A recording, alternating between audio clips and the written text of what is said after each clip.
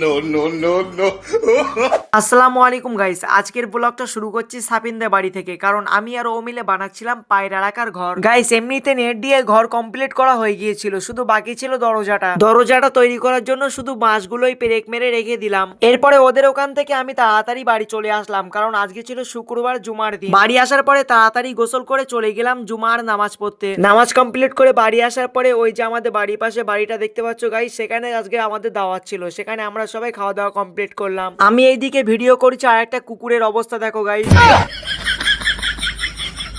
ঘরে এসে দেখলাম আমার ছোট ভাই ও তার বন্ধু শুয়ে আছে। এদিকে আমার ছোট ভাইয়ের বুকের ওপরে আমাদের পিচ্চিও বসে আছে। বিকালের দিকে একটু হাড়োয়া পঞ্চায়েতে গেলাম, কারণ ওখানে আব্বু গেছিল। এরপরে ওখান থেকে বাড়ি চলে আসলাম। গাইস তোমরা তো বুঝতেই পারছো যে একা বাইক চালানোর সময় ভালো করে ভিডিও করা যায় না, যেহেতু আমার কাছে কোনো গোপ্রো ক্যামেরা নেই। তো যাই হোক গাইস, ভিডিও ভালো লাগলে লাইক আর চ্যানেলটিকে সাবস্ক্রাইব করে দিও।